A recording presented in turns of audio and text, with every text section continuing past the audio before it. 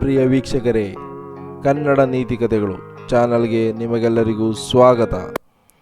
ವಿಜಯನಗರದ ಅರಸ ಶ್ರೀಕೃಷ್ಣ ದೇವರಾಯ ಮತ್ತು ತೆನಾಲಿ ರಾಮನ ಹಲವು ಕಥೆಗಳನ್ನು ಕೇಳಿರುತ್ತೀರಿ. ಅಂಥವುದೇ ಒಂದು ನೀತಿಕತೆ ಇಂದು ನಿಮಗಾಗಿ ತಂದಿದ್ದೇವೆ.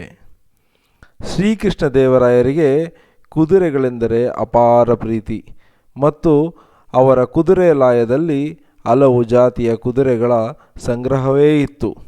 ಅದರಲ್ಲಿ ಕೆಲವು ವಿಶೇಷ ಜಾತಿಯ ಪ್ರಪಂಚದ ಅತ್ಯುತ್ತಮ ಕುದುರೆಗಳೂ ಇದ್ದವು.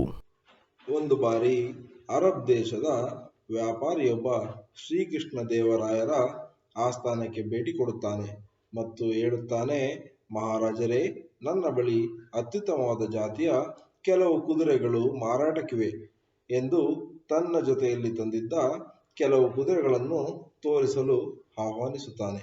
ಮತ್ತು ಮಹಾರಾಜರು ಆ ಕುದುರೆಗಳನ್ನು ಮೆಚ್ಚಿಕೊಂಡರೆ ಇನ್ನು ಹಲವು ಕುದುರೆಗಳನ್ನು ಕಳುಹಿಸಿಕೊಡುವುದಾಗಿ ಹೇಳುತ್ತಾನೆ.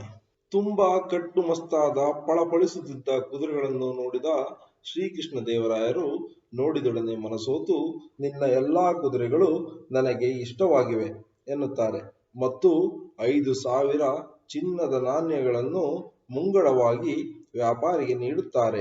ಹಣವನ್ನು ಪಡೆದು ಸಂತೋಷಗೊಂಡ ವ್ಯಾಪಾರಿಯು ಇನ್ನು 2 ದಿನಗಳಲ್ಲಿ ಉಳಿದ ಕುದುರೆಗಳೊಂದಿಗೆ ಬಂದು ಮಹಾರಾಜರನ್ನು ಕಾಣುವುದಾಗಿ ಆಶ್ವಾಸನೆ ನೀಡುತ್ತಾನೆ.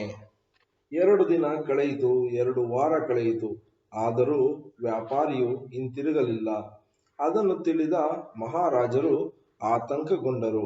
ಅಂದು ಸಾಯಂಕಾಲ ಮನಃಶಾಂತಿಗಾಗಿ ವಾಯುವಿಹಾರಕ್ಕೆಂದು ಉದ್ಯಾನವನಕ್ಕೆ ತೆರಳುತ್ತಾರೆ.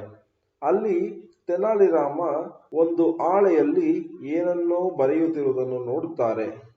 ಮತ್ತೆ ಅವನ ಹತ್ತಿರಕ್ಕೆ ತೆರಳಿ, ತೆನಾಲಿ, ಒಬ್ಬಂಟಿಯಾಗಿ ಕುಳಿತು ಏನು ಬರೆಯುತ್ತಿರುವೆ ಎಂದು ಕೇಳುತ್ತಾರೆ.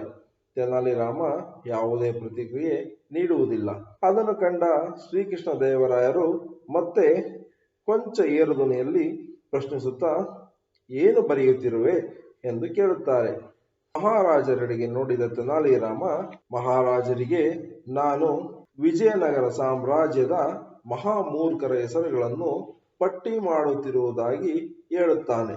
ತೆನಾಲಿ ರಾಮನ ಕೈಯಲ್ಲಿದ್ದ ಪಟ್ಟಿಯನ್ನು ನೋಡಿದ ಶ್ರೀಕೃಷ್ಣ ದೇವರಾಯರು ಆಶ್ಚರ್ಯಚಕಿತರಾಗುತ್ತಾರೆ. ಆ ಪಟ್ಟಿಯ ಮೊದಲ ಹೆಸರು ಶ್ರೀಕೃಷ್ಣ ದೇವರಾಯರಾಗಿರುತ್ತದೆ. ಮಹಾರಾಜರು ತನ್ನ ಹೆಸರನ್ನು ಪಟ್ಟಿಯಲ್ಲಿ ಮೊದಲು ಬರೆದದ್ದಕ್ಕೆ ತೆನಾಲಿ ರಾಮನಲ್ಲಿ ಕಾರಣ ಕೇಳುತ್ತಾರೆ. ಅದಕ್ಕೆ ತೆನಾಲಿ ರಾಮ ಪೂರ್ವಪರಗಳನ್ನು ವಿಚಾರಿಸದೆ ಅಪರಿಚಿತನಿಗೆ 5,000 ನಾಣ್ಯಗಳನ್ನು ಮುಂಗಡವಾಗಿ ಪಾವತಿಸಿದವರು ಮೂರ್ಖರಲ್ಲವೇ ಎಂದು ಕೇಳುತ್ತಾನೆ.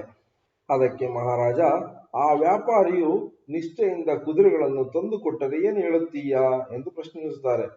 ಅದಕ್ಕೆ ಪ್ರತ್ಯುತ್ತರವಾಗಿ ತೆನಾಲಿ ರಾಮನು, ಹಾಗೇನಾದರೂ ಆ ವ್ಯಾಪಾರಿ ಇಷ್ಟು ದಿನಗಳ ನಂತರ ಮತ್ತೆ ಕುದುರೆಗಳನ್ನು ತಂದು ಕೊಟ್ಟರೆ ಅವನು ಮೂರ್ಖನಾಗುತ್ತಾನೆ ಮತ್ತು ನಿಮ್ಮ ಹೆಸರಿನ ಬದಲು ಆ ವ್ಯಾಪಾರಿಯ ಹೆಸರನ್ನು ಸೇರಿಸುವುದಾಗಿ ಹೇಳುತ್ತಾ ನಗುತ್ತಾನೆ. ಅದಕ್ಕೆ ಮಹಾರಾಜ, ನನ್ನ ಮನಸ್ಸಿನ ಆತಂಕವನ್ನು ನಿನ್ನ ಹಾಸ್ಯ ಮತ್ತು ಬುದ್ಧಿವಂತಿಕೆಯಿಂದ ದೂರ ಮಾಡಿದೆ ತೆನಾಲಿ, ನಿನಗೆ ಧನ್ಯವಾದಗಳು ಎಂದು ನಸುನಗುತ್ತಾರೆ. ಈ ಕಥೆಯ ನೀತಿ, ಯಾವುದೇ ಅಪರಿಚಿತರನ್ನು ಪೂರ್ವಪರಗಳ ವಿಚಾರಿಸದೆ ನಂಬಬಾರದು ಮತ್ತು ನಂಬಿದವರಿಗೆ ಮೋಸ ಮಾಡಬಾರದು. ಧನ್ಯವಾದಗಳು.